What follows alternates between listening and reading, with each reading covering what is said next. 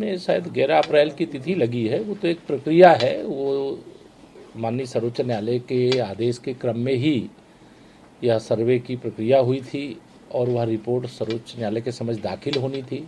वह एक न्यायिक प्रक्रिया का हिस्सा है, उसके अंतर्गत दाखिल हुई है। अब माननीय सर्वोच्च न्यायालय की में जब सुनवाई होगी उस तिथि की प्रतीक्षा हमको रहेगी और हमें पूरी उम्मीद है कि जो पिछड़ा वर्ग है उसको 27% जो आरक्षण है उसको देते हुए उत्तर प्रदेश निकाय चुनाव संपन्न हो। प्रियंका गांधी सर रायबरेली चुनाव लड़ने जा रही हैं। सोनिया गांधी का स्वास्थ्य ठीक नहीं है, लगातार जब से जीती हैं तब से इस वाले सेशन में एक बार भी शायद वो नहीं पहुंची हैं रायबरेली। क्या कहेंगे सर? नहीं, इसमें कुछ कहने की जरूरत नहीं है। चाहे रायबरेली हो, चाहे अमेठी हो, चाहे उत्तर प्रदेश की 80 लोकसभा में से कोई भी सीट हो, वहाँ कमल का फूल खिलना है। सर, अखिलेश यादव कह रहे हैं कि बीजेपी के समय में पुजारियों को मानदेय नहीं दिया जा रहा है, धर्म का बाजारीकरण कर रही है।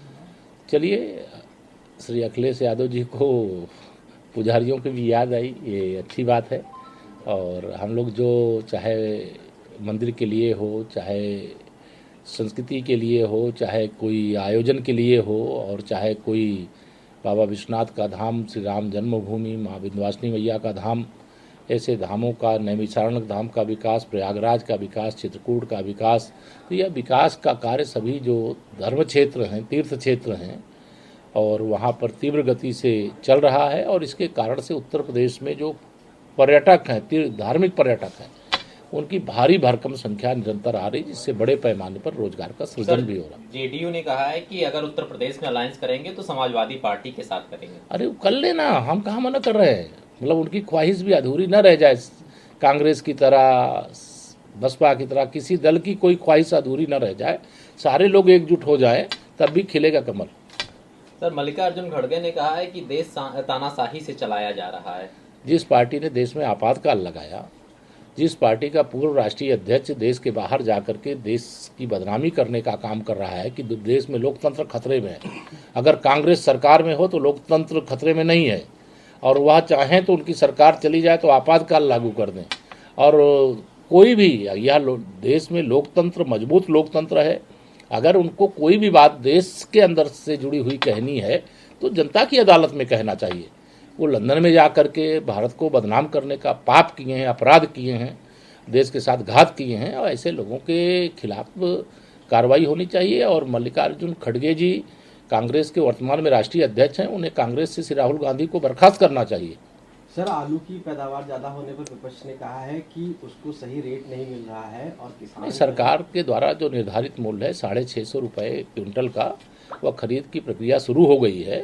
अब जब सरकार खरीद शुरू करती है तो बाजार में डिमांड बढ़ती है, और डिमांड बढ़ती है तो वो 650 वाला किसान को 1000 रुपये में भी बेचने का मौका मिले, उससे भी अधिक कीमत में बेचने का मौका मिले।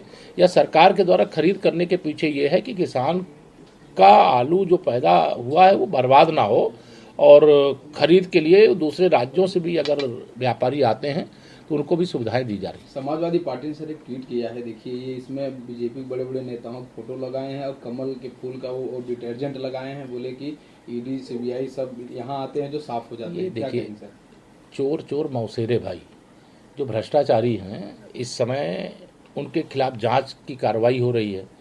जांच के बाद उनके ऊपर आरोप साबित हो रहे हैं। जांच के बाद या छापे के बाद उनके यहाँ नोटों की गड्डियाँ, सोने और चांदी की सिल्लियाँ बरामद हो रही हैं। बड़े कीमती ज़मीनों के दस्तावेज बरामद हो रहे हैं, और बहुत बड़े पैमाने पर हेरा फेरी करने के मामले सामने आ रहे हैं। तो 2024 के लोकसभा चुनाव से पहले जितने भी भ्रष्टाचारी हैं, ये कहावत है ना कि चोर चोर मौसेरे भाई, जो भ्रष्टाचार के आरोप में घिरेंगे, चाहे एक दूसरे के वह विरोधी क्यों ना रहे हों, इस समय वह सब एक होंगे।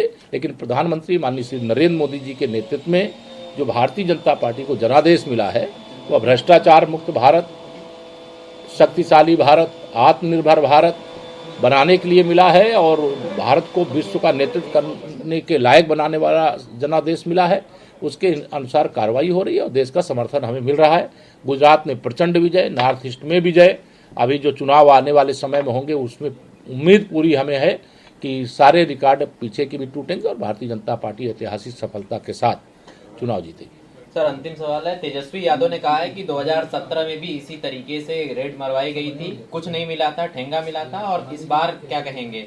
तो उनको देखिए, जो बात कहनी है, जांच एजेंसियां जांच करने जा रही हैं और जांच एजेंसी की जांच के बाद कोर्ट में मामला जाएगा। कोई भी भ्रष्टाचार के आरोप जिनके ऊपर लग रहे हैं उनको अपनी जो बातें कहनी है वह जाकर के कोर्ट में कहे। वह कोई मीडिया के सामने बयानबाजी करके भ्रष्टाचार भी करेंगे और सहानुभूति भी लेना चाहेंगे, कैसे चलेगा?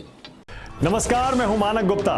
अगर आपको हमारा ये वीडियो पसंद आया हो तो इसे लाइक और शेयर जरूर करें और हाँ, हमें सब्सक्राइब और फॉलो करना ना भूलें ताकि आप देश और दुनिया की कोई खबर मिस ना करें।